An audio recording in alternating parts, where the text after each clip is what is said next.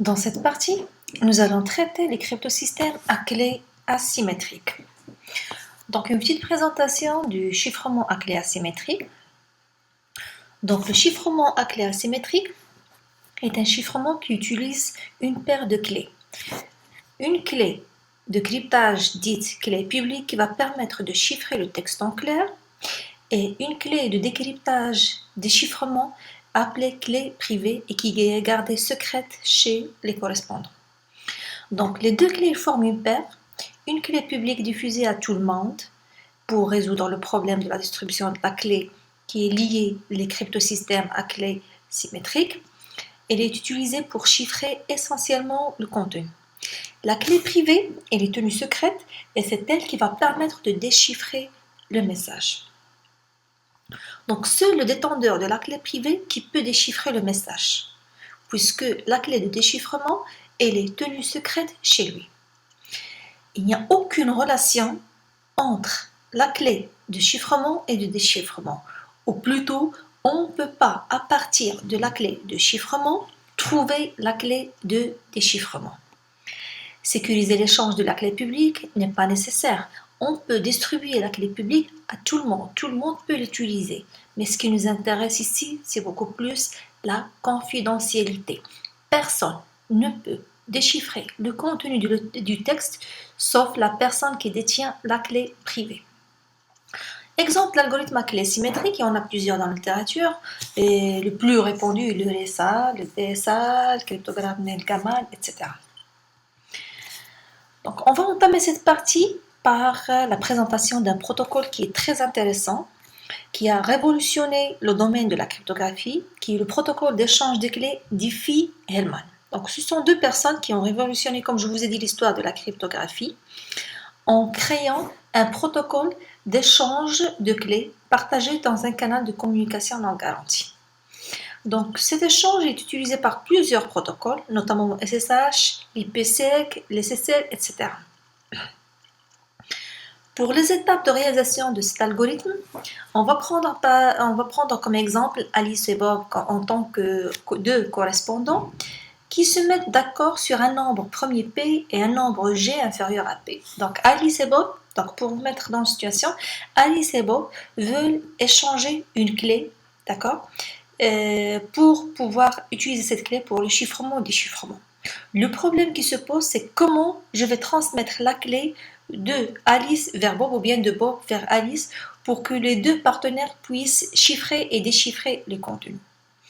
Donc, les étapes du protocole d'échange Diffie-Hellman, donc les deux correspondants Alice et Bob, ils vont dans un premier temps choisir un nombre premier P et un nombre G inférieur à P. Alice, elle va choisir un nombre secret qu'il va garder secret et envoie à Bob G à la puissance A modulo P. Bien sûr, Bob, il connaît le G, il connaît le P, mais il ne connaît pas le A. Alice, il va envoyer le résultat de cette opération à Bob. Bob, qu'est-ce qu'il va faire de sa part? Il va choisir un nombre secret qui est B. Il va envoyer à Alice le résultat de G à la puissance B modulo P. Chez Alice, elle va calculer G, ce qu'il a reçu de Bob, qui est G à la puissance B modulo P, le tout à la puissance A modulo P. Et pour Bob, il va calculer G à la puissance A modulo P, le tout à la puissance B modulo P. Et c'est ainsi que Alice et Bob peuvent utiliser ce numéro et le résultat de ces deux opérations comme étant la clé de cryptage. Donc P et G ne nécessitent pas d'être protégés, ils sont partagés par les moyens de communication normaux de Alice et Bob. Donc on va prendre par exemple de 23 et G5. Vous pouvez faire cet exemple. Donc vous allez choisir un chiffre A secret, d'accord? Il n'y a aucune contrainte sur A. Et par la suite, vous allez calculer G à la puissance A modulo 23. Et B aussi, de l'autre partie, il va choisir un chiffre. Vous pouvez choisir n'importe quel P, d'accord? Et vous allez calculer 5 à la puissance B modulo 23. Par la suite, vous allez calculer G à la puissance B à la puissance A modulo P et G à la puissance A modulo P, le tout à la puissance B modulo P. Et vous allez trouver le même chiffre. D'accord? Donc, comme je vous ai dit, c'est un protocole d'échange qui a révolutionné le domaine de la cryptographie. Néanmoins, ce protocole a un défaut parce que le problème ici, c'est l'échange des informations G et P et le calcul de la clé doivent être faits en même temps. Ça veut dire que si par exemple Alice elle veut communiquer avec Bob et que Bob n'est pas disponible, pour le moment il n'est pas connecté, donc ils ne peuvent pas échanger les informations G à la puissance A module P ni G à la puissance B module P, et par conséquent Alice ne pourrait pas envoyer à Bob le message chiffré. Autre vulnérabilité de ce protocole, c'est l'attaque de l'onde de milieu. Donc, si quelqu'un intercepte ce message et en même temps ce message, il peut se faire passer par Bob et c'est lui qui va choisir le B, va envoyer l'information à Alice et par la suite, il va prendre l'identité de Bob ou bien de Alice. Passons maintenant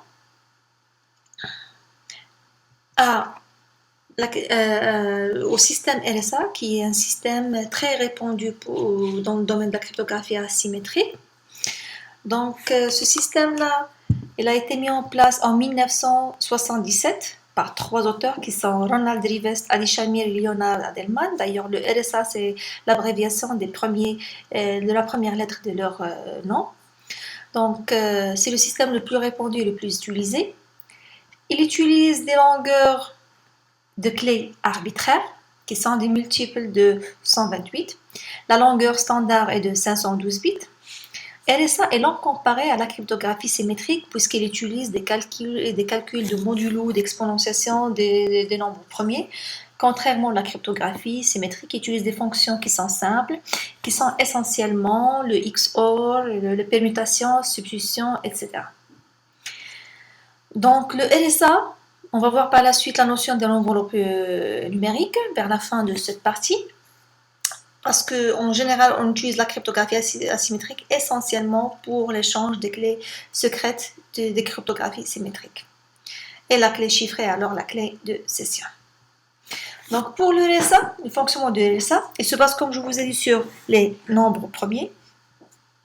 Donc pour la réalisation de l'algorithme RSA, on doit choisir deux grands nombres premiers P éculants et on calcule par la suite le N, qui est le P fois Coulomb, et le Fn qui est le P-1 fois Coulomb-1. Par la suite, on va choisir E, tel que E est inclus entre 1 et P-1 fois Coulomb-1, et E est premier avec P-1 et Coulomb-1.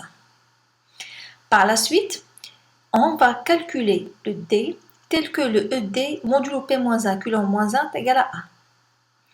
Ainsi, la paire de clés créée par RSA, on a la clé publique qui est un choix arbitraire de E de N qui est la multiplication de P fois Coulomb et de la clé privée qui va être gardée secrète et qui sera le résultat du calcul de la formule ED modulo P-1 Coulomb-1 est égal à 1. Donc pour chiffrer un message, on utilise la formule N.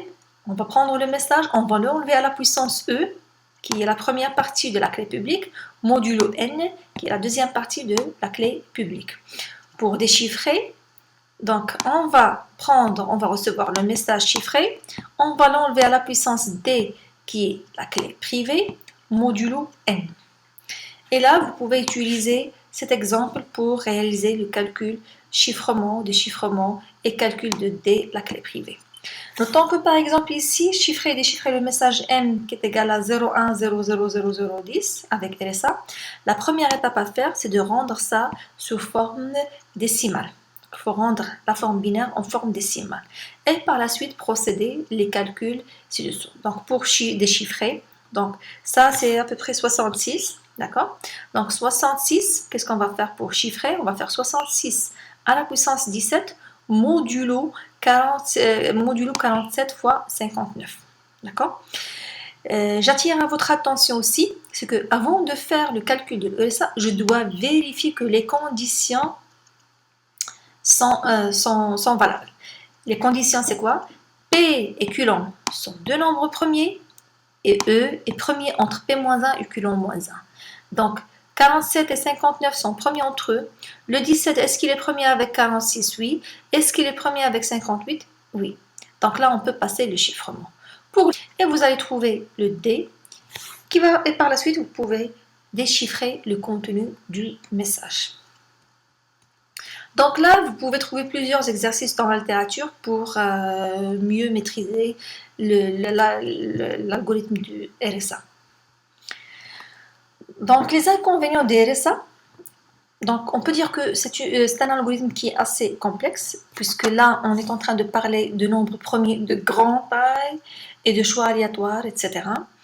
Donc la réalisation des opérations modulo, ça nécessite des composantes électroniques qui demandent assez d'espace pour les intégrer dans les dispositifs électroniques. Par ce fait, donc, pour le RSA, c'est impossible de l'implémenter au niveau des cartes bancaires qui nécessitent juste un petit espace de manipulation des puces électroniques. Donc la méthode elle est officiellement sûre. Il faut juste respecter les contraintes de la longueur des clés et d'usage qui sont respectées. Donc, si on choisit par exemple des clés, des nombres premiers qui sont petits, c'est facilement devinable la clé. D'accord? On peut facilement tomber sur la clé. Par contre, si on choisit de grands nombres premiers, donc là, c'est très difficile de trouver la clé privée.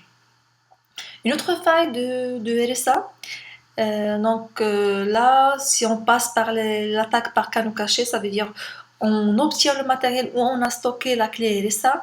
Là, avec la méthode de l'exponentiation rapide, on peut facilement trouver la clé privée qui est stockée dans la mémoire ou bien dans les registres de la machine correspondante. Un deuxième chiffrement qui est très connu, qui est le système El-Gamal. Donc, c'est un algorithme aussi de cryptographie asymétrique.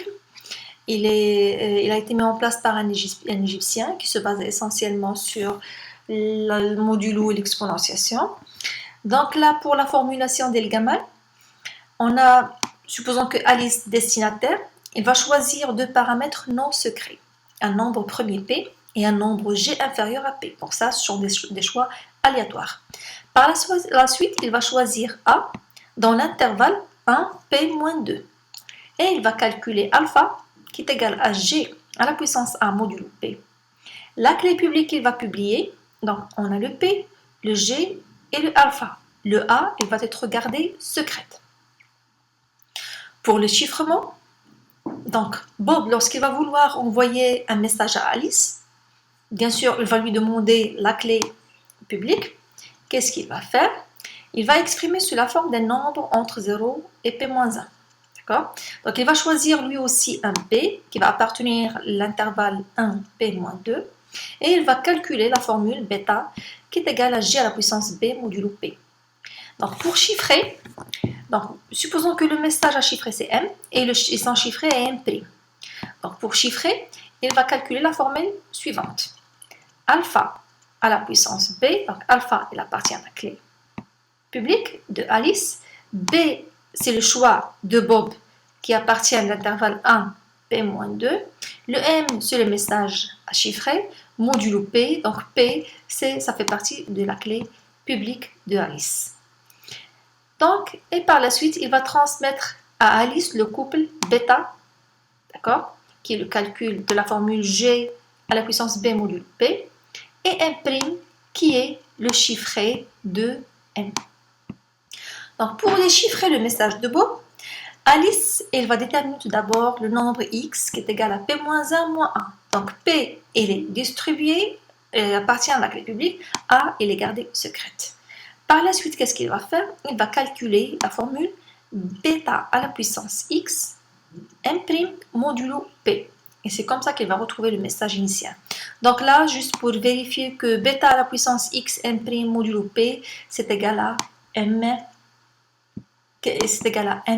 modulo P qui est le message en clair. Donc le message système Gamal aussi il est utilisé par un certain nombre de packages open source. Cela n'empêche qu'il y a plusieurs contraintes pour le chiffrement de Gamal. Déjà, la taille de la clé. Vous vous rappelez, et ça on publie juste deux nombres qui sont le E et le N. Alors ici on est en train de partager trois clés. La même chose pour le chiffré. Donc là, au lieu d'envoyer juste le message chiffré, on est en train d'envoyer chiffré et bêta, etc. Donc là, il est les plus long en termes de calcul par rapport à RSA. Donc là, un exemple de calcul, supposons que par exemple Alice elle a choisi P 97 et G 13. Donc première chose à faire, elle doit choisir A qui est dans l'intervalle 1 moins P sur 2. Donc P sur moins 1, P moins 2, donc c'est 95. Et il va calculer alpha qui est égal le G à la puissance A modulo 97. D'accord? La clé publique de Alice, on a le P qui est le 97, le 13 qui est le G et on a le alpha qui est le 20. Et il va garder secret son choix qui appartient à l'intervalle 1 moins P moins 2 qui est 45. Supposons que Bob il veut envoyer le message 81. Donc c'est à lui de choisir un autre B entre l'intervalle 1 et 95. Par la suite, il va chiffrer en utilisant la formule 13, plutôt, il va calculer le bêta qui est égal à 13 qui est le G à la puissance le chiffre secret qui est 35 modulo 97, d'accord, qui est égal à 71.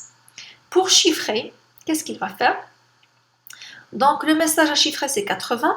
Donc pour le chiffrer, il va prendre le 20 qui est le alpha, d'accord, alpha à la puissance B fois le message en clair, d'accord, modulo 97 qui est le P. Le résultat, c'est 40. Ainsi, il va transmettre à Alice le couple bêta qui est 71 et le message chiffré 40. Donc, pour déchiffrer le message de Bob, Alice, elle va déterminer X qui est égal à 97 moins 1 moins 45 qui est égal à 51.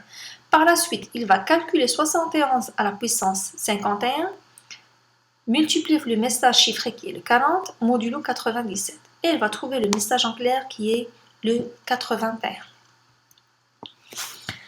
On est arrivé maintenant à l'enveloppe numérique. Donc, nous avons vu la cryptographie symétrique et la cryptographie asymétrique. Pour la cryptographie symétrique, nous avons vu que l'inconvénient, c'est la transmission de la clé. D'accord? Puisque c'est la clé chiffrement est la même que clé déchiffrement, donc on aura toujours le problème de transmission de cette clé. Par contre, son avantage, c'est qu'il est rapide en termes de calcul puisqu'il manipule des fonctions qui sont assez simples, qui sont essentiellement le XOR et les substitutions permutations. Contrairement, par exemple, la cryptographie asymétrique, en général, utilise les notions de logarithmique, les modulos, les nombres premiers, etc. Ce qui demande un grand temps de calcul, surtout si on a un texte qui est assez long. Pour la transmission de la clé, pour les RSA, il n'y a pas de problème puisqu'on partage juste une clé privée. Donc, d'où est venue l'idée de mélanger ou bien de combiner les deux systèmes qui est cryptographie symétrique et la cryptographie asymétrique. Exemple ici, on a un texte clair. Au lieu de le chiffrer avec une cryptographie asymétrique qui va demander beaucoup de temps de calcul, etc., on va chiffrer avec un chiffrement symétrique. D'accord? Un chiffrement symétrique. Ce qui nous reste maintenant, c'est le partage de la clé. Donc la clé, en général, pour les cryptogrammes symétriques, elle est de petite taille. D'accord? 64, le maximum 128, le maximum que nous avons vu, c'est de 156 au niveau de l'AES. Donc là, qu'est-ce qu'on va faire? La clé, on va chiffrer avec une clé asymétrique, le récepteur. D'accord? On va demander au récepteur de nous envoyer sa clé publique. On va chiffrer notre clé de chiffrement symétrique par sa clé publique. Et par la suite, on va regrouper le texte chiffré avec la cryptographie symétrique et la clé qui va permettre de déchiffrer ce texte qui sera chiffré avec une cryptographie asymétrique. Bon, j'espère que c'est clair, chers étudiants. Sur ce, je termine cette présentation et à la prochaine.